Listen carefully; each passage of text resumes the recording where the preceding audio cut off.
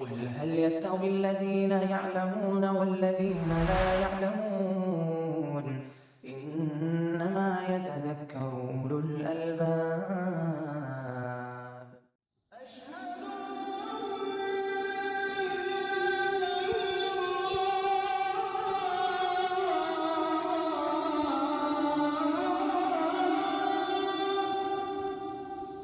الحمد لله والصلاة والسلام على رسول الله وعلى آله وصحبه ومن اهتدى بهداه أما بعد. عن فضالة بن عبيد قال اشتريت يوم خيبر قلادة ب12 دينارا فيها ذهب وخرز ففصلتها فوجدت فيها أكثر من 12 دينارا فذكرت ذلك للنبي صلى الله عليه وسلم فقال لا تباع حتى تفصل أو تفصل. رواہ مسلم. باب الربا کی یہ 10ویں حدیث ہے. فضالہ ابن عبید رضی اللہ عنہ جو انصاری اوسی صحابی ہیں اور جنگ احد میں شریک ہوئے ہیں، اس کے بعد کے تمام غزوات میں شریک ہوئے ہیں اور خلافت معاویہ میں غالباً 53 ہجری میں انتقال فرمایا ہے، کہتے ہیں کہ میں نے خیبر کے دن فتح خیبر کے بعد ایک ہار خریدا، قلادہ جو گردن میں پہنا جاتا ہے، 12 دینار میں. اس ہار کے اندر سونا بھی تھا، وہ خرز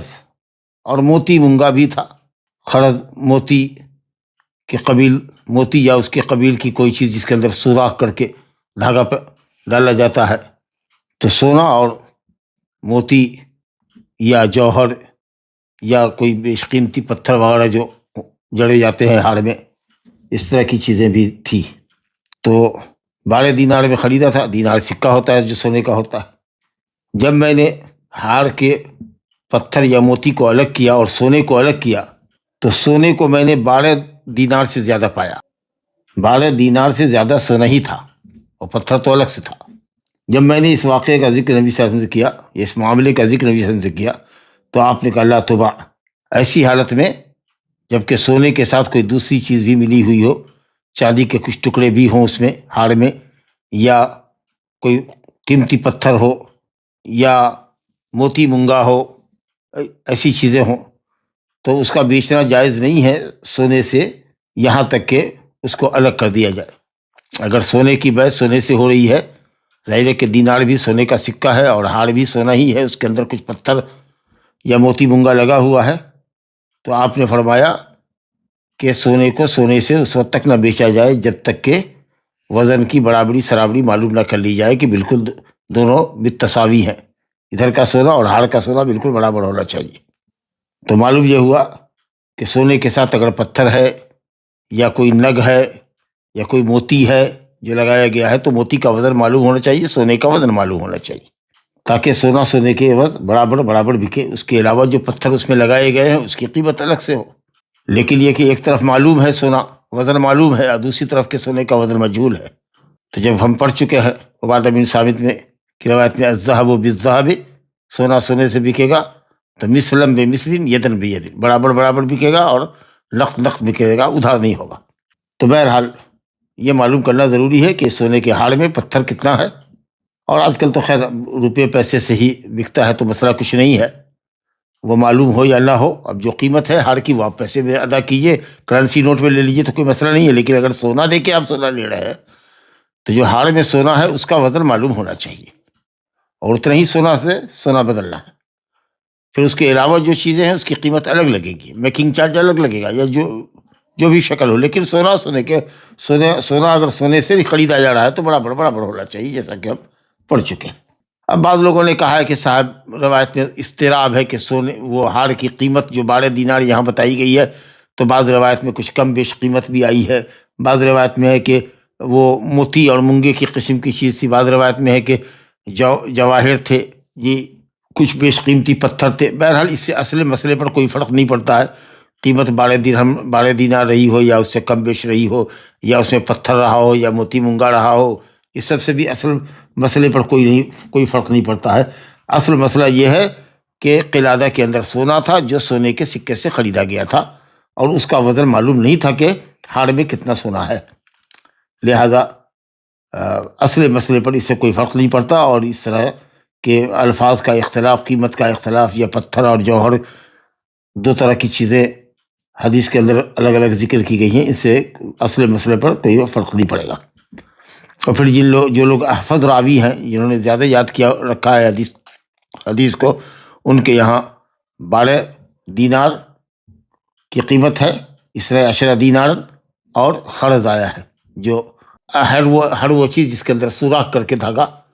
پرویا جائے اور اس کو ہار سے لگا دیا جائے، ایسی کسی بھی چیز کو خرز کہتے ہیں۔ جیسے کہ حضرت جابر رضی اللہ عنہ کے اونٹ بیچنے کے واقعے میں، جو سفر سے لوٹ رہے تھے غزوے سے، اور تھکا سا اونٹ تھا بالکل،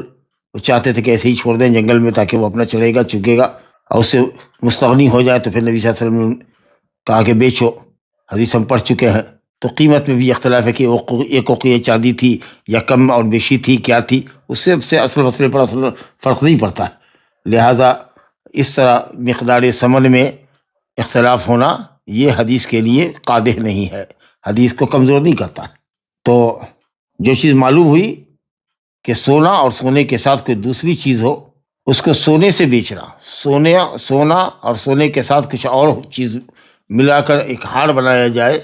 یا کنگن بنایا جائے، اس کے اندر کچھ پتھر وغیرہ بھی ہو، اور اس سونے کو سونے سے بیچا جائے،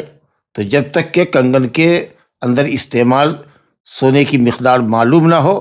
پتھروں کو الگ کر کے وزن نہ کیا جائے، اس وقت تک سونے کو بیچنا درست نہیں ہوگا۔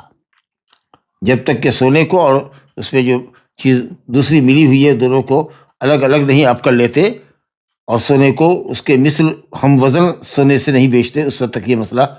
جائز نہیں ہوگا، کیونکہ ہار میں جو سونا ہے اس کی مقدار ہمیں معلوم نہیں ہے،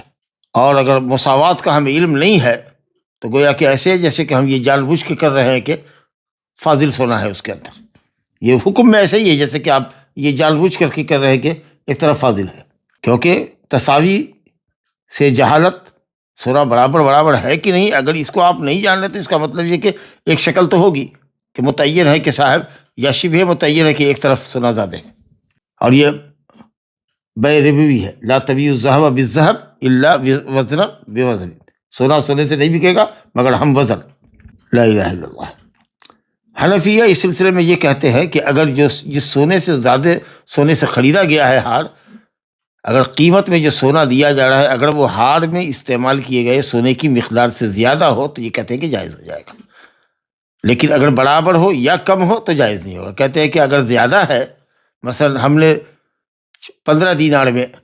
خریدا ہے اور ہار میں نکلا 13 دینار یا 14 دینار، تو ہم سمجھیں گے 14 دینار برابر ہو گیا، اور 1 دینار جو ہم نے قیمت فاضل دی ہے وہ اس مونگے پتھر کی قیمت ہو گئی، تو وہ ایسا کہتے ہیں، منطق لگاتے ہیں کہ قیمت زیادہ ہے، کم نہیں نہ ہے، تو سونا سونے کے برابر ہے، اگر 13 گرام ہے تو 13 گرام ہو گیا، اور ہم نے 14 گرام یا 15 گرام دیا ہے اس کو، تو 2 گرام گویا کہ اس میں جو پتھر لگے ہوئے اس کی قیمت ہو گئی، کیونکہ یہاں پر ربا کا ہیلہ نہیں ہے، جو زیادہ آپ پیسہ دے رہے ہیں وہ گویا کہ ہار میں استعمال دوسرے جواہر کی یا پتھر کی قیمت آپ دے رہے ہیں، اور فضالہ کی حدیث کا جواب دے رہے ہیں کہ وہاں جو قیمت دی گئی تھی، فضالہ نے جو قیمت دی تھی وہ 12 دینار دی تھی، اور سونا اس کے اندر ہار کے اندر 12 دینار سے زیادہ تھا، چیجائے کے پتھر اور مونگا موتی الگ، تو یہ علت کہتے ہیں۔ لیکن بہرحال حدیث واضح ہے کہ جب تک کہ سونا اور غیر سونا جو ہار کے اندر ہے دونوں کو الگ الگ نہ کر لیا جائے، اس وقت تک سونے کی بیع سونے سے جائز نہیں ہوگی، چاہے الگ کرنے کے بعد معلوم ہو کہ سونے کی قیمت ہم نے زیادہ دی تھی یا کم دی تھی، یہ سب سے کوئی بحث نہیں، آپ نے کہا کہ الگ کرو اگر سونا سے بکتا ہے تو۔ لیکن چاندی سے اگر ہار خرید رہے، کرنسی نوٹ سے ہار خرید رہے، تو جو قیمت ہی متعین کر لیجیے، ہار سونے کے ہار کی اور پتھر کی، اور اس کے اندر کچھ چاندی کے بھی دانے ہیں جہاں تہاں، اور اس میں نگ وغیرہ بھی لگی ہوئی ہے، لیکن اس کی ایک قیمت ہے کہ صاحب 2 لاکھ کا ہار ہے یہ، تو ٹھیک ہے دے دیں گے اگر آپ پسند کرتے ہیں تو۔ لیکن یہ مسئلہ جب ہے تب ہے جب کہ سونا سونے سے لیا جائے، یا چاندی کے ہار کو چاندی کے ہار سے لیا جائے، تو جب تک کہ یہ دو جو ربوی شے ہے اور ہم جنس ہے، ہم جنس سے اگر کوئی ربوی اشیاء بیچی جاتی ہے تو اس کا بسلم بے بسلم ہونا یقینی ہے، بس اتنی سی بات ہے۔ اب اسی میں ایک مسئلہ ہے فقہا کے مدعا الجواہ کے نام سے ایک مسئلہ ہوتا ہے کہ اگر کسی نے ایک مد، یا چلیے ایک سا ہی مان لیجیے، ایک سا جو 2.5 کلو کا ہوتا ہے، 3 کلو کا، کسی نے کہا کہ بھئی یہ 1 سا لو اور یہ لو 10 ریال مثال کے طور پر، 1 سا کھجور دیا اور 10 ریال دیا، اور کہا کہ تم ادھر سے وہ جو اجوا کھجور ہے تمہاری وہ مجھے 2 سا دو۔ تو کہتے ہیں کہ 1 سا ادھر اجوا تھا اور 10 ریال تھا، اور ادھر سے 2 کلو لے رہے، تو 1 کلو کے برابر ہوا، 1 سا کے برابر ہو گیا، اور باقی جو دوسرا سا ادھر سے لیا اس کی قیمت 10 ریال کی عوض ہوئی۔ تو فقہا کہتے ہیں کہ یہ شکل درست ہوتی ہے۔ تو اس میں اختلاف ہے کہ اگر اسی کو مسئلہ مد اجوا کہتے ہیں، مد بر ایک مکیال ہے، 4 مد کا 1 سا ہوتا ہے، تو 1 مد اجوا دیا جو بہترین کھجور ہے مدینے کی، اور اس کے ساتھ ساتھ لگا دیا درہم کہ 1 سا تمر اور 1 درہم، ادھر سے بھی 1 سا تمر اور درہم، بین ہی ہو بہو کھجور ہو یا کوئی بھی کھجور ہو، لیکن برابر ہے، 1 سا ہے تو 1 سا ہے، درہم ہے درہم ہے، یا ادھر سے 1 سا اور 1 درہم ہے اور ادھر سے 2 سا ہے، تو کہتے ہیں سا کے برابر ہو گیا، اور 1 سا جو ایکسٹرا ادھر سے لیا تو اس کے بدلے میں 1 درہم دے رہے۔ بہرحال کہتے ہیں کہ یہ ہیلے کی شکل بنتی ہے، اور اگر مقصود ربوی بے کرنا ہو اور ایک چیز ملا دی جائے، ایکسٹرا تابع کر دیا جائے، اصل مقصد ہے ربا، لیکن کچھ چیز ملا دیا تاکہ اس ذریعے سے اضافہ جائز ہو، تو یہ درست نہیں ہے۔ مثال کے طور پر دیکھ لیجئے، کوئی شخص 2000 کو 1000 کے بعد بیچنا چاہ رہا ہے، ادھر سے 2000 روپیہ ہے، ادھر سے 1000 روپیہ ہے۔ اب اس 1000 والے نے ایک رومال، ایک اچھی قسم کا رومال 1000 کے ساتھ لگایا ہوا ہے، کہا بھائی دیکھو 1000 روپیہ اس رومال کے ساتھ تم کو دیتا ہوں، تم 2000 مجھ کو دو۔ بھائی رومال کی کیا قیمت ہے؟ سونے چاندی کے دھاگے سے تو کھڑا ہوا نہیں ہے، 25 50 100 200 500 1000 500 روپے کا ہوگا، 400 روپے کا ہوگا۔ تو یہ ایک بہانہ کہ صاحب کوئی چیز ملا دیا تاکہ ہم زیادہ لے لیں، اگر یہ مقصد ہے تو یہ ہیرا سازی ہو سکتی ہے۔ اسی لیے شکل اہل علم نے کہا کہ درست نہیں۔ لا الہ الا اللہ، بہتر ہے کہ صاحب جو چیز ربا کا ہیرا بنے اس سے پرہیز کریں۔ اگلی حدیث ہے، جانور کو جانور سے ادھار بیچ سکتے ہیں یا نہیں، 2 طرح کی بالمقابل روایت آ رہی ہے۔ سمرہ ابن جندب رضی اللہ عنہ سے روایت ہے، ان نبی صلی اللہ علیہ وسلم نہا عن بیع الحیوان بالحیوان نسیہ، نبی صلی اللہ علیہ وسلم نے حیوان کو حیوان سے ادھار بیچنا ناجائز کیا۔ نسا بنے، نسا سین سے بالسین، نسا تاخیر کرنا، یعنی قیمت میں تاخیر کرنا یا سامان میں تاخیر کرنا، ادھر سے بھی جانور ادھار، ادھر سے بھی جانور ادھار۔ میں نے تم سے ایک جانور بیچا، 1 مہینے کے بعد ادا کروں گا، تمہارے حوالے کروں گا، اور اس کے بدلے میں تم جو جانور دو گے ٹھیک اسی طرح کا جانور وہ تم بھی اسی 1 مہینے کی تاریخ میں، جب میں ادا کروں گا تب تم ادا کرو گے، یا 5 دن کے بعد میں ادا کروں گا۔ جی اس طریقے سے کہنا یہ شکل درست نہیں ہے، یہ حدیث کے مطابق یہ شکل درست نہیں ہے کہ ادھر سے بھی جانور ادھار ہے، ادھر سے بھی جانور ادھار ہے۔ تو سمرہ ابن جندب کہتے ہیں کہ نبی صلی اللہ علیہ وسلم نے حیوان کی بیع حیوان سے، چاہے وہ برابر ہو یا متفاضل ہو، سے مطلب نہیں ہے، کہتے ہیں کہ ادھار جائز نہیں۔ جی تقابض مجلس میں ہونا چاہیے، اگر ایک طرف سے ادھار ہے تب تو چلے گا، لیکن دونوں طرف سے اگر ادھار ہے تب ہم لوگ کہتے ہیں کہ، یا فقہا یہ کہتے ہیں حنابلہ کی طرف سے کہ جائز نہیں ہے، لیکن یہ کہتے ہیں نہیں، دونوں طرف سے ادھار نہیں، دونوں طرف سے نقد ہونا چاہیے۔ اگر آپ جانور کو جانور سے بدل رہے ہیں تو ادھر سے بھی آپ کا جانور موجود ہو، ادھر سے بھی جانور موجود ہونا چاہیے، کیونکہ جانور جانور سے بکھ رہا ہے تو ادھار نہیں چلے گا، ایک جنس کا جانور ہے تو۔ لا الہ الا اللہ، کہتے ہیں کہ جانور کی بیع جانور سے ادھار منع کیا نبی صلی اللہ علیہ وسلم نے۔ خمسہ نے روایت کیا، احمد سمیت سنن اربعہ نے، ترمذی نے صحیح کہا، ابن جارود نے صحیح کہا ہے، حافظ ابن حجر نے یہاں سکوت کیا ہے، کچھ حکم نہیں لگایا اس حدیث کے اوپر، لیکن حدیث کی سند ضعیف ہے، کیونکہ اس کی حدیث کی سند میں حسن بصری مشہور تابعی ہے، بزرگ زاہد، ان کا سماع سمرہ ابن جندب سے ثابت نہیں ہے۔ یا یہ کہہ لیجئے دوسری تعبیر میں کہ حسن بصری رحمۃ اللہ علیہ مدلس ہے، اور وہ عن کے ذریعے روایت کرتے ہیں سمرہ ابن جندب سے۔ یہ اختلاف ہے کہ حسن کا سماع سمرہ سے ہے کہ نہیں ہے۔ اہل علم نے کہا کہ حقیقت میں ایک حدیث ثابت ہے، کسی نے یہ کہا کہ نہیں تمام حدیثیں ثابت ہے، اصلاً حسن کا سماع سمرہ سے ہے، لیکن چونکہ مدلس ہے اس لیے باوجود ہے کہ سماع ثابت ہے، لیکن جب تک مدلس سماعت کی صراحت یا تحدیث کی صراحت نہیں کر دیتا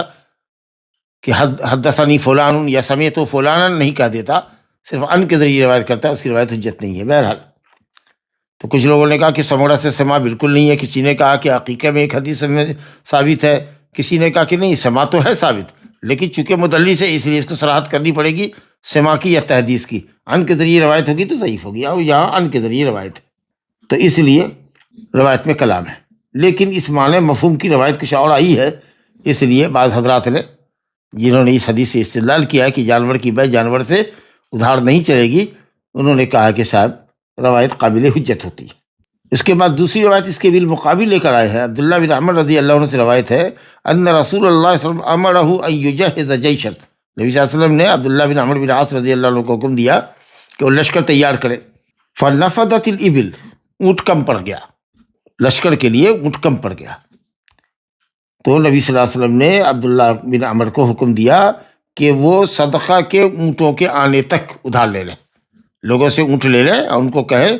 کہ جب صدقہ کا اونٹ آئے گا ہمارے پاس تو ہم لوگوں کے اونٹ واپس کر دیں گے۔ چنانچہ عبداللہ بن عمر کہتے ہیں کہ فَكُنْتُ آخذ البعیر بالبعیرین الی ابل صدقہ، میں ایک اونٹ لیتا تھا 2 اونٹ کے عوض، میں جس سے بھی اونٹ لیتا تھا اس کو کہتا تھا کہ میں 2 اونٹ دوں گا، اور مدت کب تک ہے؟ ابھی 2، جب صدقہ آئے گا، اب 2 مہینے کے بعد آوے، زکوٰۃ کا وقت آوے، کہ 4 مہینے کے بعد وقت آئے، کہ 6 مہینے کے بعد وقت آئے، اس کی کوئی مدت نہیں، جب زکوٰۃ کا مال اونٹ میں، جب اونٹ زکوٰۃ میں آئے گا تو ہم تم کو 2 اونٹ دے دیں گے، جو بھی عمر رہی ہو بہرحال۔ تو معلوم یہ ہوا کہ ادھار بھی آج تم اپنی طرف سے اپنا اونٹ دو جو سواری کے لائق ہو، اور ہم 4 مہینے کے بعد مثال کے طور پر تم کو 2 اونٹ دیں گے، تو مفاضلت بھی جائز ہو گئی اور ادھار بھی جائز ہوا، گویا کہ یہ اموال ربویہ کے اندر داخل نہیں ہے، یہ کہنا چاہتے ہیں۔ یہ حدیث، اس حدیث کے اندر بھی جو عبداللہ بن عمر بن عاص کی روایت ہے، اس کے اندر بھی بعض روات کے اوپر کلام ہے، لیکن تمام گفتگو دیکھنے کے بعد اہل علم نے یہ فیصلہ کیا ہے، جیسے شیخ البانی وغیرہ کہتے ہیں کہ حدیث کسی بھی طریقہ سے حسن درجے کے نیچے نہیں آ سکتی، تو گویا کہ حدیث حسن ہے۔ اس میں بھی اس کی تائید میں امام بخاری رحمۃ اللہ علیہ نے کئی آثار نقل کیے ہیں کہ حضرت عبداللہ بن عمر رضی اللہ عنہ نے 1 اونٹ خریدا کسی سے اور کہا کہ وہ مقام رفضہ میں 4 اونٹ دیں گے، 1 اونٹ کے بدلے میں 4 اونٹ دیں گے، اللہ اکبر۔ تو اس طریقے سے ایک صحابی کا عمل ہے اور انہوں نے ایسا کیا جی۔ اور اسی طریقے سے اور بھی روایت ہے، امام بخاری رحمۃ اللہ علیہ نے معلقاً روایت کی ہے کہ صحابہ کرام نے معاملہ ایسا کیا ہے، ابن عمر نے ایک سواری کا جانور، سواری کا اونٹ جو سواری کے قابل ہو، کہا تھا کہ 4 میں اونٹ دینے کی ضمانت دیتا ہوں، وعدہ کرتا ہوں، جو میں آپ کو مقام رفضہ میں دوں گا۔ اب کہتے ہیں کہ رافع بن خدیج، امام بخاری کہتے ہیں معلقاً، سند حذف کر کے ذکر کیا ہے لیکن جزم کے ساتھ جو صحت پر دلالت کرتی ہے، کہ رافع بن خدیج رحمۃ اللہ علیہ نے 1 اونٹ 2 اونٹ کے عوض بیچا، خریدا، 1 اونٹ خریدا 2 اونٹ کے عوض، کہا کہ 1 اونٹ ابھی لے لو اور دوسرا اونٹ میں کل لے کر کے آؤں گا تمہارے پاس، تاخیر نہیں کروں گا۔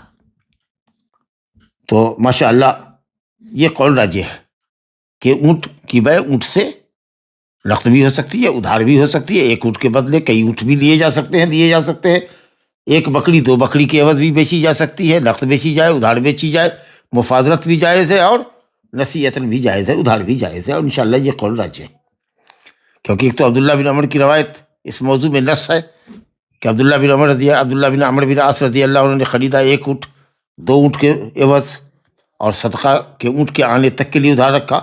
اور پھر 2 صحابی کا اثر امام بخاری نے نقل کیا ہے بحذف سند، عبداللہ بن عمر کا اثر اور رافع بن خدیج کا عمل، کہ ان لوگوں نے 1 اونٹ کے عوض میں 4 اونٹ تک دیے۔ لہذا سمورہ کی روایت کا جواب ہم یہ دیں گے جس میں نبی صلی اللہ علیہ وسلم نے اونٹ کی بے اونٹ کرنے سے، اونٹ سے ادھار بیچنے سے منع کیا، کہ ایک تو یہ حدیث ضعیف ہے یا پھر اس کو محمول کریں گے، دوسرا جواب یہ ہے کہ دونوں طرف سے اونٹ ادھار ہو، دونوں طرف سے اونٹ ادھار ہو۔ ایک آدمی کہے کہ میں تم کو 1 سال کا اونٹ دوں گا، 2 مہینے کے بعد تمہارے حوالے کروں گا، اس شرط کے اوپر کہ تم 5 بکری دے دو گے مجھ کو 1 مہینے کے اندر، تو اس طریقہ سے ہوا۔ تو کہتے ہیں کہ یہ بیع الدین بالدین ہے، جس کو بیع الکالی بالکالی کہا گیا ہے، کہ ادھر سے بھی ادھار ادھر سے بھی ادھار۔ بیع سلم ہو رہا ہے، بھائی ٹھیک ہے 2 مہینے کے بعد گیہوں کی فصل تیار ہوگی، میں 10 روپے کلو کے حساب سے آپ کو گیہوں دوں گا، 100 کلو کی قیمت آپ سے لے لیا اور 2 مہینے کے بعد آپ کو ادا کروں گا، تو غلہ تو ادھار ہے ہی، 2 مہینے کے بعد ملے گا، لیکن ادھر سے پیسہ بھی ادھار ہے، چکل پیسہ آ کے لے جانا نہیں، پیسہ اسی مجلس میں ہونا چاہیے، ایک طرف سے نقد ہو تو دوسری طرف سے ادھار، یہی بیع سلم بیع سلف ہے۔ بلڈنگ 2 سال کے بعد بنے گی، اس کی قیمت دے دینی ہے، 50% دے دینی ہے آپ کو، تو یہ جو آپ ایڈوانس دیتے ہیں اس مجلس کے اندر ہونا چاہیے، ورنہ دونوں طرف سے اگر ادھار ہو تو پھر یہ بیع الدین بالدین ہے۔ لا الہ الا اللہ۔ تو بہرحال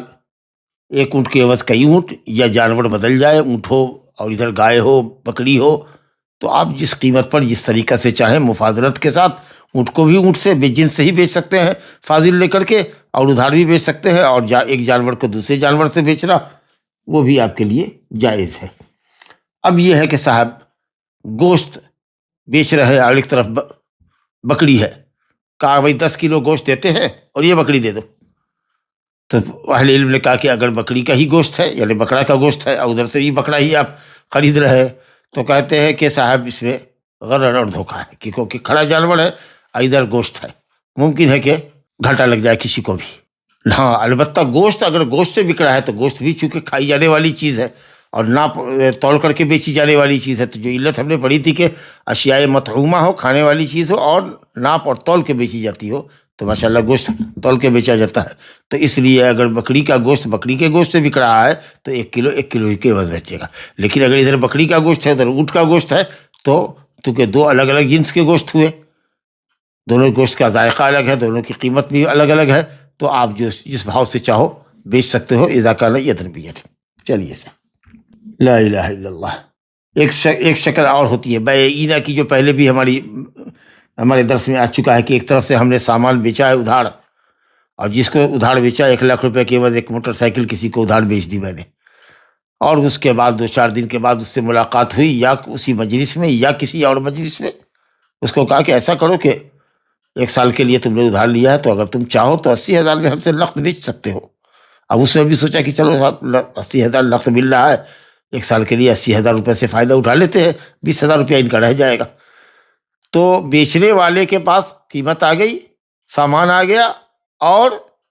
20,000 روپیہ خریدار کے ذمہ قرض رہ گیا، تو اس کو بیع اینہ کہتے ہیں۔ یہ سود کی بہت بڑی شکل ہے جی۔ سامان لے لیا کسی کمپنی سے یا بینک سے، کوئی سامان لے لیا 1 لاکھ روپے میں، اور اس کے بعد کہا بینک کو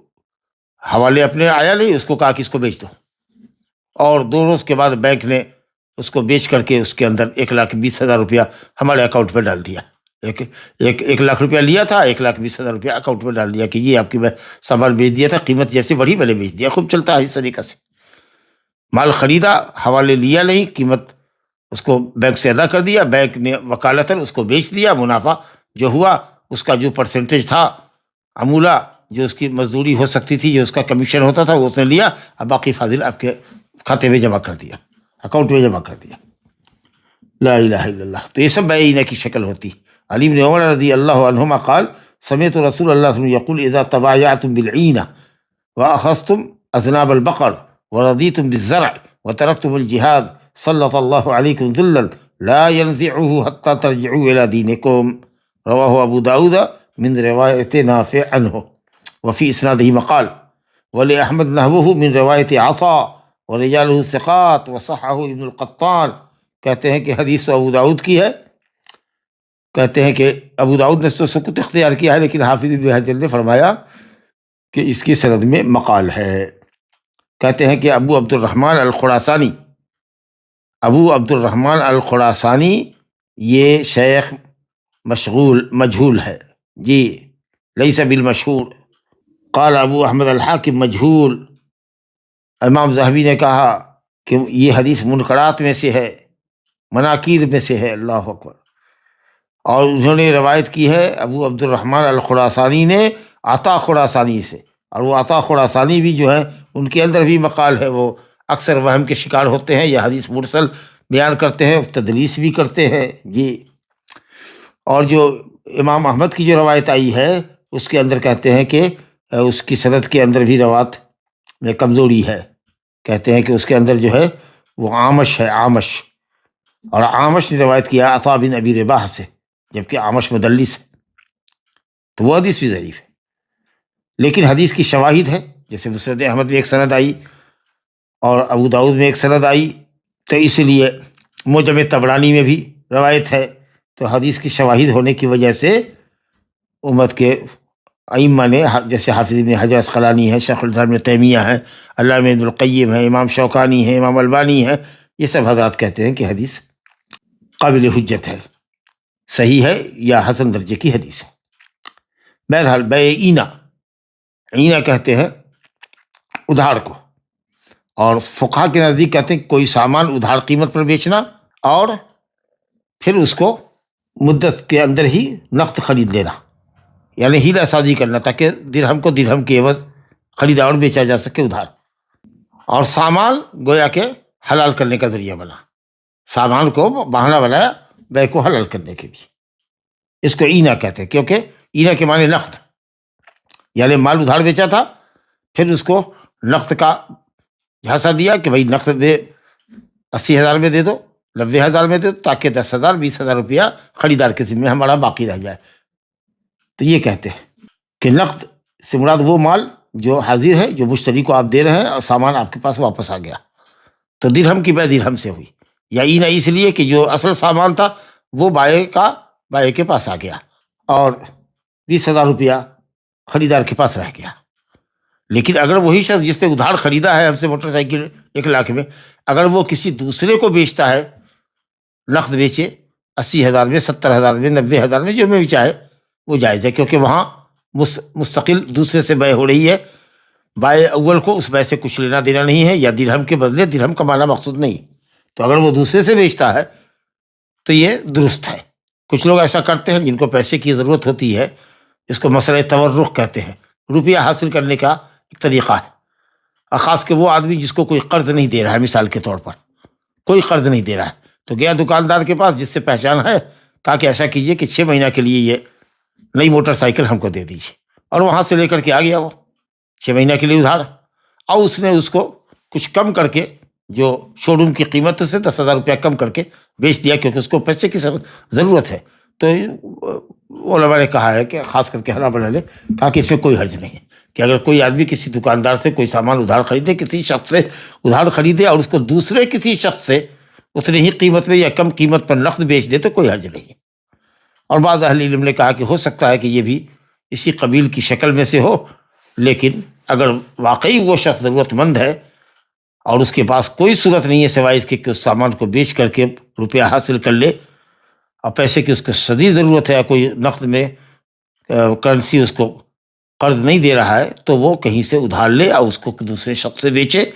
چاہے کم قیمت پر ہی ہو، اور نقد حاصل کر لے، انشاءاللہ اس میں کوئی حرج نہیں۔ اس کو مسئلہ تورق، نقد روپیہ حاصل کرنے کی شکل، کہ ادھار کہیں سے لیا اور دوسرے شخص سے نقد بیچ دیا، لیکن جس سے لیا ادھار اسی کے ہاتھ بیچا یا اس شخص نے بیچا تو یہ جائز نہیں ہے، اگرچہ بعض فقہا کہتے ہیں کہ درست ہے، یہ الگ الگ بیع ہوئی کہ ہم نے ادھار دیا تھا اب پھر اس سے لے لیا، حالانکہ دونوں کی شکل آپ دیکھ رہے ہیں کہ الگ ہے، ایک دوسرے آدمی سے بیچے وہ شکل، اور بیچنے والا خود یہ کہے خریدار سے کہ ایسا ہے کہ تم مجھ سے اس کو نقد کم دام پہ بیچ دو، دونوں میں بڑا فرق ہے۔ تو کہا گیا کہ حدیث میں آیا کہ اگر تم لوگ بیع اینا کرتے رہے اور گائے کی دم پکڑے رہے، یعنی کھیتی میں مشغول رہے، کھیتی باڑی میں مشغول رہے، ورضیتم بالزرع، کاشتکاری میں، کھیتی باڑی میں تم مست رہے، مگن رہے، اور جہاد چھوڑ دیا جبکہ جہاد متعین تھا تم پر، لیکن دنیا کے کاروبار میں مشغول ہو کر کے تم نے الہ کلمت اللہ کی خاطر ہونے والے جہاد جس میں تم نامزد تھے اور تمہاری ضرورت تھی اس میں جانے کی، تم نہیں گئے، تو تم نے دنیا کو ترجیح دیا جہاد پر، تو اس کے نتیجے میں، سودی کاروبار کے نتیجے میں، اور جہاد کو چھوڑ کر گائے بیل کی دم پکڑنے اور کھیتی پتھاری میں لگے رہنے کی وجہ سے اللہ تعالیٰ تم پر ذلت مسلط کر دے گا، لا ینزعہ، اور اس ذلت کو تم سے اٹھائے گا نہیں جب تک کہ تم اپنے دین کی طرف نہ پلٹو۔ اس کا مطلب یہ ہوا کہ بیع اینا کرنا اور جہاد چھوڑ کر کے، جب جہاد متعین ہو جائے انسان پر، اس کو چھوڑ کر کے کھیتی باڑی کرنا، دوسرے کاموں میں مشغول ہونا اور جہاد کو اہمیت نہ دینا، یہ در حقیقت ضعف ایمان کی دلیل ہے۔ اور ایسا کرنا گویا کہ ایک طرح سے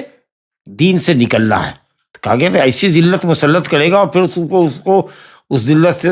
تم کو محفوظ نہیں رکھے گا یا ذلت کو تم سے اٹھائے گا نہیں, تم کو عزت نہیں بخشے گا جب تک کہ تم اپنے دین کی طرف نہ پلٹو. اس کا مطلب کہ تم دین سے نکل گئے. وعید کے لیے ہے یہ, وعید کے لیے. تو یہ گویا کہ ربوی معاملہ کرنا اور اسی طریقہ سے جہاد کے اوپر دنیا کے کاروبار کو ترجیح دینا, یہ ذلت میں مبتلا ہونے کا ذریعہ ہے. اور آدمی کی ذلت تب تک ختم نہیں ہوگی جب تک کہ وہ دینی امور کا اہتمام نہ کرے, دین سے اس کا شغف نہ بڑھے اور دینی واجبات کو وہ ادا نہ کرے, اور یہ جو مذموم خصلتیں ہیں ان کو نہ چھوڑے. بہرحال تو مسئلہ اینا, جیسا کہ آپ نے سمجھا کہ موٹر سائیکل آپ نے کسی سے 1 لاکھ میں 1 سال کے لیے ادھار بیچی اور پھر اس سے لخت آپ نے 80,000 میں خرید لیا, تو حرام ہے. یہ بیعینہ جمہور علماء کے نزدیک, حنفیہ, مالکیہ, حنابلہ وغیرہ سب کے نزدیک حرام ہے. شیخ اسلام ابن تیمیہ, ابن القیم وغیرہ نے اس کو درست قرار دیا. لا الہ الا اللہ. اور دوسرا قول شوافی کے نزدیک ہے کہ صاحب یہ جائز ہے. کہتے ہیں کہ اصل میں بیع حلال ہے, ہم نے بیع ادھار کی تھی, پھر اس سے میں نے دوسری بیع کر لی نقد, سمجھا کہ نہیں. جیسے کہ نبی صلی اللہ علیہ وسلم نے کہا کہ مجموعے کھجور کو بیچ دو اور درہم سے تم جنیب عمدہ کھجور خرید لو. حالانکہ دونوں میں فرق ہے. ہمارے پاس مجموعے کھجور ہے, اس کو ہم بیچ دیا, کیونکہ 2 سا دے کر کے 1 سا اگر ایک طرح کا عمدہ کھجور لیتے ہیں تو کھجور سے برابر بکنا چاہیے, شرط کی خلاف ورزی ہو رہی. لیکن یہاں پر یہ تو ایک شخص ہے جو بیع کر رہا ہے ادھار, اور پھر وہی بیع کر رہا ہے اس سے نقد. یہ ہیرا ہے کمانے کا. قصد یہاں پر درہم کو درہم سے بیچنا ہے, اور سامان کو ایک طرح سے تدلیس کے طور پر معاملے کو گڑبڑ کرنے کے لیے, صرف ایک بہانہ کے لیے کہ ہم نے سامان بیچا اور پھر تم سے دوسرے عقد میں دوسری مجلس میں اس کو خرید لیا. تو وہ سامان ایک بہانہ ہوا درہم کو درہم سے بیچنے کا, ادھار بیچنا, درہم کو درہم سے ادھار بیچنا, اور کم و بیش لے کر کے معاملہ کرنا. تو یہ جائز نہیں ہے. اس کے بعد جو روایت ہمارے سامنے ہے وہ یہ ہے کہ کسی کے حق میں سفارش کر دیا, کسی کے لیے سفارش کر دیا, اور اس نے کچھ تحفہ اور ہدیہ اگر دیا تو یہ ہدیہ کیا ہے, جائز ہے یا ناجائز؟ حدیث سنیے. عن ابی امامہ رضی اللہ عنہ عن النبی صلی اللہ علیہ وسلم قال من شفع لاخیہ شفاعۃ, جس نے اپنے بھائی کے لیے شفاعت کر دی. بھائی سے مراد اخوت فی الاسلام, اپنا بھائی ہو یا دینی بھائی مسلمان ہو, اس کے لیے تم نے شفاعت کر دی, یعنی اس کا واسطہ اس کے لیے بنے کہ اس کا مقصد پورا ہو جائے, یا اس سے تکلیف اس کی جو ہے وہ دور ہو جائے, کہیں آپ کے کہہ دینے سے اس کا کام بن جائے, اور کام بالکل جائز ہے جی, ظلم کا وہ شکار ہے اور آپ کے کہہ دینے سے پولیس حرکت میں آئے گی اور ظلم کا خاتمہ ممکن ہے, یا کسی شخص کو اس کا جائز حق ملنا چاہیے جو نہیں مل رہا ہے, تو آپ بیچ میں سفارشی بن گئے, واسطہ بن گئے. اب جس شخص کے لیے آپ نے سفارش کی, مشفوع لہو, جس کے حق میں آپ نے سفارش کی, اس نے سفارش کے بعد آپ کو کچھ ہدیہ دیا, کچھ تحفہ دیا, 1 کلو مٹھائی وغیرہ خرید کر کے دے دیا جی, یا کچھ چلتے وقت جب آپ اس سے الگ ہوئے تو اس نے 1000-2000 روپیہ آپ کی پاکٹ میں ڈال دیا. اب یہ جو آپ نے ہدیہ قبول کر لیا اس سے سفارش کرنے کے نتیجے میں, تو نبی صلی اللہ علیہ وسلم فقد اتی بابا عظیما من ابواب الربا, گویا کہ اس نے ایک بڑا دروازہ سود کا کھولا, یعنی سود کے دروازوں میں سے ایک بڑا دروازہ, بابن مدخلا کبیرا عظیما, ایک بڑا دروازہ تم نے سود کا کھول دیا. یعنی تشبیہ دی جا رہی ہے, معاملہ تشبیہ کا استعارہ ہے, تشبیہ ہے. سود تو ہوا نہیں, لیکن سود جیسا معاملہ ہے جیسے کہ کوئی شخص کسی کو پیسہ دیتا ہے اور زائد رقم اس سے بلا مقابل لیتا ہے, اسی طریقے سے وہ شفاعت جو تمہاری ذمہ واجب تھی اور تمہارے لیے باعث اجر تھی, من یشفع شفاعۃ حسنۃ فلہ نصیب منہا, جی کوئی کسی کے حق میں اگر اچھی شفاعت کرتا ہے تو اللہ اس کو اجر و ثواب دیتا ہے. یہ مشفوع لہو کے لیے احسان ہے شافعی کی طرف سے, بر اور احسان ہے, اس کی تم نے ایک طرح سے قیمت لے لی, اس لیے اہل علم نے کہا ہے کہ یہ جائز نہیں ہے. حدیث میں حافظ ابن حجر نے کہا کہ مقال ہے, کیونکہ عبداللہ بن لہیہ ضعیف اور سیء الحفظ ہے, لیکن اس کی مطابقت عمر بن مالک کے ذریعے آ گئی ہے جی. اس کے بعد کہتے ہیں کہ حدیث بہرحال امام البانی نے, شیخ بن باز رحمۃ اللہ علیہ نے کہا کہ حدیث حسن ہے. من یشفع شفاعۃ حسنۃ، کسی غیر کے لیے، کسی دوسرے شخص کے لیے واسطہ بننا حصول منفعت اور دفع مضرت کے لیے۔ اور اس نے جب اس کو ہدیہ دیا، جی ہدیہ دینے کا مقصد کیا ہوتا ہے؟ یا تو کسی کے لیے کسی سے محبت ہے، اس کا اظہار ہے، یا کسی سے دوستی ہم کر رہے ہیں تو اس دوستی کو مضبوط کرنے کے لیے ہے، یا کسی سے کوئی ضرورت ہماری ہے تو اس ضرورت کو پورا کرنے کے لیے گویا کہ ایک طرح سے اس کو ہدیہ اور تحفہ دیتے ہیں تاکہ اس کا میلان ہماری طرف ہو جائے اور وہ ہماری ضرورت پوری کر دے۔ جی اس لیے جو بڑے لوگ ہوتے ہیں، عہدے پر ہوتے ہیں، مفتی ہوں، قاضی ہوں، ایسے لوگوں کے لیے ہدیہ لینا جائز نہیں ہوتا ہے، تاکہ کوئی ہدیہ دینے والا اس بہانے سے آپ کی ہمدردی حاصل نہ کر لے، یا اس کو آپ کی ہمدردی حاصل ہو جائے اور آپ اس کے حق میں فیصلہ کرنے لگے۔ بہرحال تو یہ اسے جس نے بھی کسی کے حق میں سفارش کی اور ہدیہ دیا، اس نے مشفوع لہو نے جس کے لیے سفارش کی تھی، تو شافع نے، سفارش کرنے والے نے اس ہدیے کو قبول کر لیا تو کہا فقط اتى بابا عظیما من ابواب الربا، وہ سود کے دروازوں میں سے ایک بڑے دروازے کے اندر داخل ہوا، گویا کہ حرام کا ارتکاب کیا۔ تو اس عمل کو جو سود کہا گیا ہے، یہ وہی اسی زیادتی اور منافع جو بلا عوض ہے، بلا مقابل عوض ہے، جی اسی حیثیت سے تشریح دی گئی ہے۔ بہرحال کسی بھی شخص کے لیے جو کسی کے حق میں سفارش کرتا ہے، یہ عوض لینا درست نہیں ہے۔ واجب ہے اس کے اوپر کہ وہ دوسرے کی حاجت پوری کرے اور تعاون علی البر والتقوی جو ایک واجب ہے اس کو ادا کرے۔ من یشفع شفاعۃ حسنۃ یکن لہ نصیب منہا، بڑے خیر کی بات ہے۔ نبی صلی اللہ علیہ وسلم نے فرمایا ہے، بخاری مسلم کی روایت ہے، ابو موسیٰ اشعری رضی اللہ عنہ سے روایت ہے، آپ نے فرمایا اشفعوا تؤجروا، سفارش کر دیا کرو، اجر و ثواب کے مستحق ہوگے۔ لا الہ الا اللہ۔ خاص کر کے کوئی آدمی فقیر، محتاج، مسکین ہے، آپ کی سفارش کرنے سے کوئی آدمی اس کے فقر و فاقہ کو دور کرنے کا سبب بن جائے گا۔ کوئی آدمی مقروض ہے، آپ نے کہا کہ آدمی بہت مقروض ہے، آپ اس کے قرض کو چکا دیجئے، ادا کر دیجئے، جی اپنی زکوٰۃ اسی کو دے دیجئے، جی یا دوسرے جائز امور کے لیے آپ نے سفارش کر دی، تو جائز نہیں ہے کہ آپ اس پر کوئی اجر اجرت مزدوری لیں۔ اب اہل علم نے تفصیل کی ہے، اور یہ تفصیل بہت اچھی ہے، کہ اگر جس کے حق میں آپ سفارش کر رہے ہیں اور جس معاملے کے لیے سفارش کر رہے ہیں وہ ایک طرح سے واجب کے درجے میں آتا ہے، ظلم کا شکار ہے، یا اس کو کہہ لیجئے کہ لوگ اس کی ضرورت پوری نہیں کر رہے ہیں، جو واجب ضرورت ہے اور جہاں سے پوری ہونی چاہیے تھی وہ پوری نہیں کی جا رہی ہے، یا اس سے ظلم کا خاتمہ ہونا چاہیے، وہ آدمی برابر پڑوسی کے ظلم کا شکار ہے، اور آپ اگر کسی افسر کو کہہ دیتے ہیں، تھانے وغیرہ میں، پولیس چوکی بھی اگر آپ کہہ دیتے ہیں اور آپ کی وجہ سے وہ ظالم کے ظلم سے بچ سکتا ہے، تو ایسی صورت میں سفارش واجب تھی آپ کے اوپر، کیونکہ آپ سفارش کرنے پر قادر تھے اور اس سے تکلیف کا ازالہ کرنے پر قادر تھے، اور آپ نے اس کی اجرت لی تو گویا کہ حرام لیا۔ جیسے سلطان کے پاس سفارش کیا یا پولیس کے بڑے آفیسر کے پاس آپ نے شکایت کر دی، جی، اور وہ آدمی واقعی مظلوم ہے، تو یہ جائز نہیں ہے۔ دوسرے یہ ہے کہ صاحب کوئی آدمی کسی کے لیے ناحق سفارش کرے،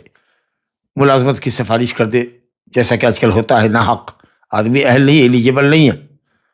لیکن آپ کی سفارش سے اس کو وظیفہ مل گیا، نوکری مل گئی، عمل مل گئی، حالانکہ وہ اس کا حقدار نہیں تھا، بلکہ دوسرے کو اس کی جگہ پر نوکری ملنی تھی، لیکن آپ نے اس کی سفارش کر دی اور حقدار کو حق نہیں ملا، اور جو نااہل تھا وہ اہل قرار پایا، تو ظاہر ہے کہ یہ ظلم ہوا، یہ حرام ہے، اور یہ رشوت ہوگی اگر آپ لیتے ہیں اس پر کوئی اجرت تو یا ہدیہ لیتے ہیں تو۔ اور تیسری صورت ہے کہ امر مباح ہے، آپ کریں تو بھی ٹھیک، نہ کریں تو بھی ٹھیک، کوئی بڑا نقصان نہیں ہے جس کے حق میں ہم سفارش کر رہے ہیں۔ جی مثلا وہ کہیں پر آج کل لوگ ہوتے ہیں نا کہ بھئی ایک جگہ ملازمت کر رہے ہیں، لیکن اس ٹیبل سے اٹھا کر کے ان کے ذمے دوسرا فائل دیا جائے، دوسری فائل ڈیل کرنے کے لیے دیا جائے، اچھا ملازمت کر رہے ہیں، سرکار کی ملازمت کر رہے ہیں، گھر سے دور ہے، ذرا سا نزدیک لے آئیے، ہمارا ٹرانسفر کروا دیجیے، بھئی آپ وہاں ہیں، ٹھیک ہے، یہاں ہے، کام کیجیے،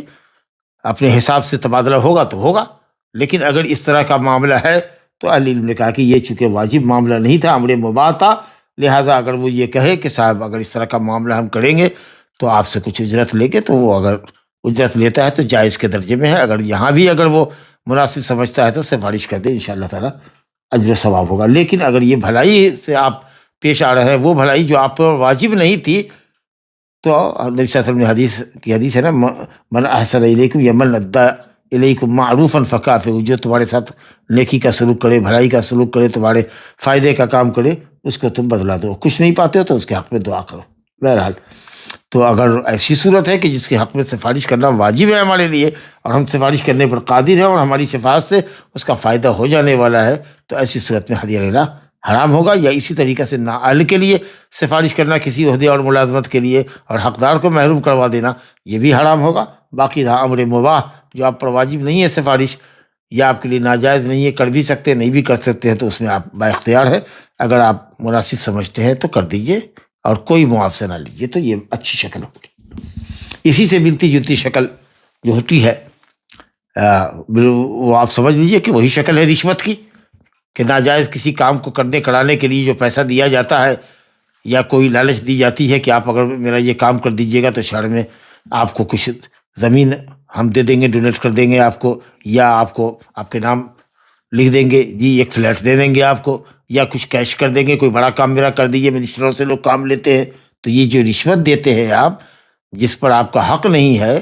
ناحق کام کے لیے آپ دیتے ہیں جی، تو اس کو رشوت کہتے ہیں جی۔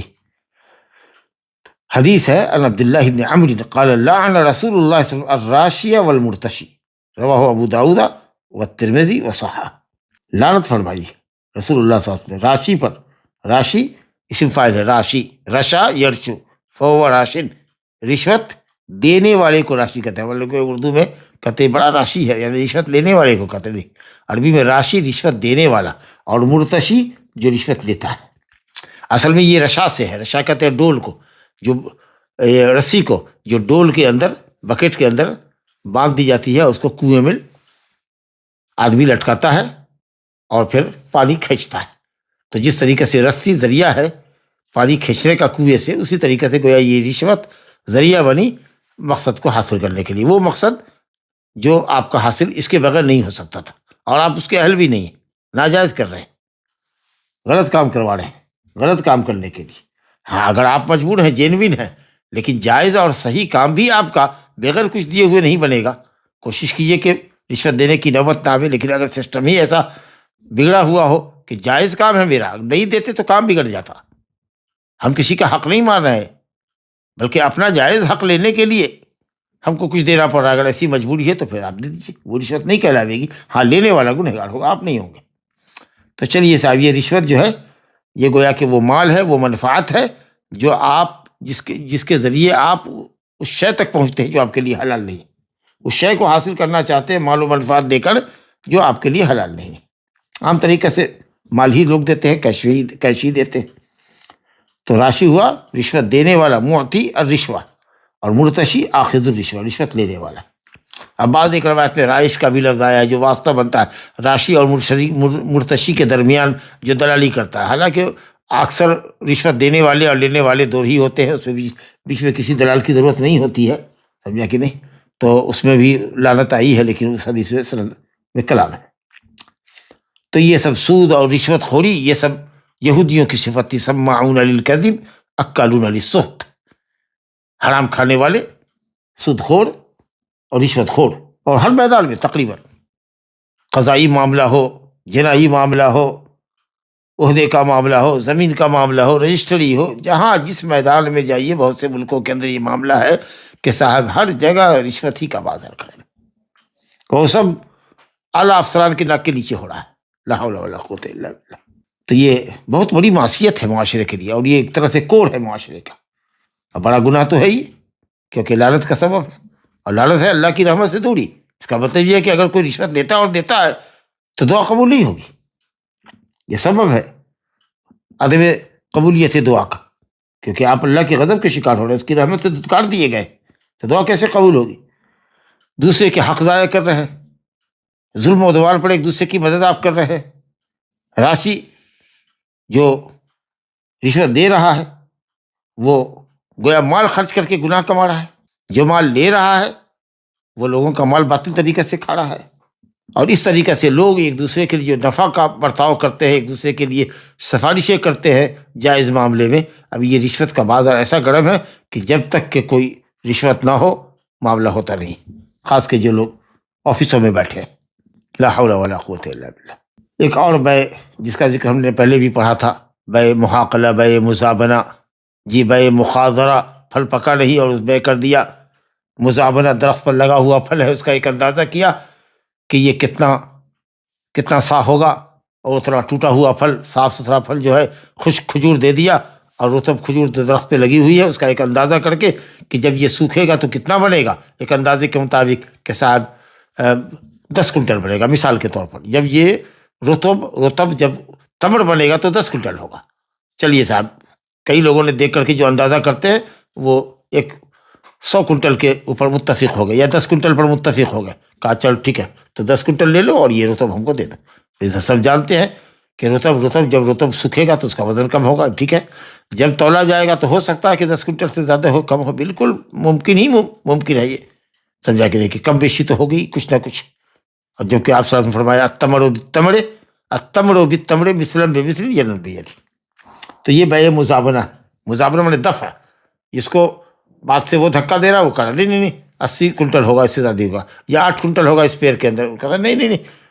پیر والا کہتا ہے کہ 10 کنٹل سے کم نہیں آئے گا، ارے نہیں 8 کنٹل سے زیادہ نہیں ہو سکتا، ایک دوسرے کی بات کو کاٹ رہے ہیں، اسی سے مزابنہ، زبن سے الدفع شدید۔ علی بن عمر قال نہا رسول اللہ صلی اللہ علیہ وسلم مزابنہ سے منع کیا، حرام ہے یہ بے، یہ بھی ایسا بڑا حایتی کہ آدمی اپنے باغ کے پھل کو بیچے، ان کا نخل کھجور کا پیڑ ہے اس پر پھل لگے ہیں، بے تمر ان کیلن، تمر سے ہی تمر کو بیچے، لیکن وہ رطب ہے یہاں تمر ہے، ادھر سے کیل معلوم ہے کہ مثال کے طور پر 10 کنٹل دے رہے ہیں، اس کا جو ہے وہ اندازہ ہے، درخت پر لگے ہوئے پھل کا اندازہ ہے، ایک طرف پھل اندازہ ہے مجہول ہے، مقدار مجہول ہے، اور یہاں مقدار معلوم ہے،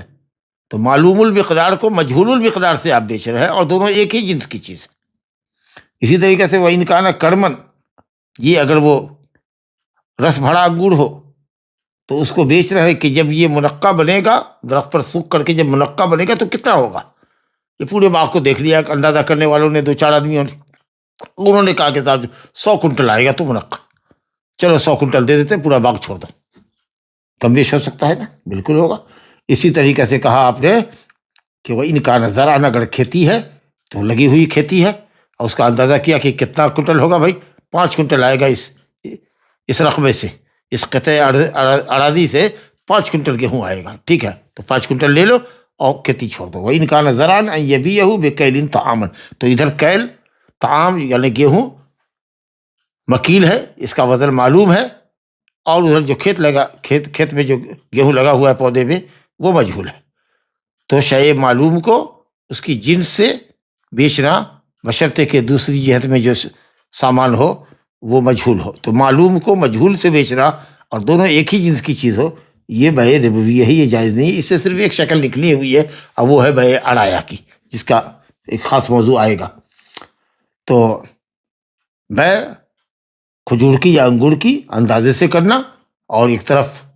منقع اور تمر معلوم ہو، اور درخت پر لگا ہوا جو رطب ہے یا عنب ہے یا جس کو کرم کہا ہے وہ آپ کا اندازے سے ہے، تو یہ جائز نہیں ہے، کیونکہ تساوی نہیں ہے، اور جب تساوی نہیں ہے تو حرام ہے۔ اسی طریقے سے کچھ لوگ گیہوں بیچے کہ 2 کلو گیہوں لو اور 2 کلو گیہوں کا آٹا ہم کو دو، تو کچھ لوگوں نے کہا کہ ہم وزن ہے تو ٹھیک ہے، گیہوں اور آٹے میں کیا فرق ہے، ادھر گیہوں ہے ادھر آٹا ہے، لیکن ہو سکتا ہے کہ گیہوں 2 کلو اگر پسائی کر دی جائے مشین کے اندر تو ہو سکتا ہے کہ 50 گرام کم ہو جائے 2 کلو کے اندر، تو اگر اس کا امکان ہے تو پھر وہ نہیں ہوگا، برابر نہیں ہوگا۔ تو یہ سب سمجھنے کی ضرورت ہے، بہت مسئلہ بہت نازک ہے، تو اس لیے معلوم یہ ہوا کہ صرف وہ چیزیں جو حدیث کے اندر آئی ہے، 4 چیزیں جو کھانے پینے کی ہیں، تمر اور شعیر اور بر اور نمک، اور اسی طریقے سے جو 2 چیزیں ہیں سونا اور چاندی جو ثمن ہے، صرف انہی چیزوں کے اندر ربا جاری نہیں ہوگا، بلکہ اس قبیل کی جتنی بھی چیزیں ہوگی علت کے اشتراک کی وجہ سے کہ اشیاء مطعومہ ہو اور کیل یا وزن کے ذریعے بیچی جاتی ہو، اگر اس کو بجنس سے ہی بیچتے ہیں تو نہ مفاضلہ جائز ہے نہ ادھار جائز ہے۔ ہاں غیر جنس سے بیچتے ہیں، ایک طرف چاول ہے ایک طرف گیہوں ہے، تو آپ فاضل بیچ سکتے ہیں، کم و بیش کر سکتے ہیں، لیکن نقد ہونا چاہیے۔ سونا چاندی سے بکے تو آپ فاضل بیچ سکتے ہیں، لیکن نقد ہونا چاہیے، لیکن چاندی سے بکے، سونا سونے سے بکے، ایک ملک کی کرنسی اسی ملک کی کرنسی سے بکے، برابر اور ہاتھوں ہاتھ ہونا چاہیے۔ لیکن ہاں اگر 2 ملک کی کرنسیاں ہیں تو بیعوا کیف شئتم اذا کان لجیت بیدین، جو قاعدہ ہم نے پڑھا تھا وہ ہم نے پڑھا۔ اسی سلسلے کی ایک چھوٹی سی روایت ہے اسی مضمون کی،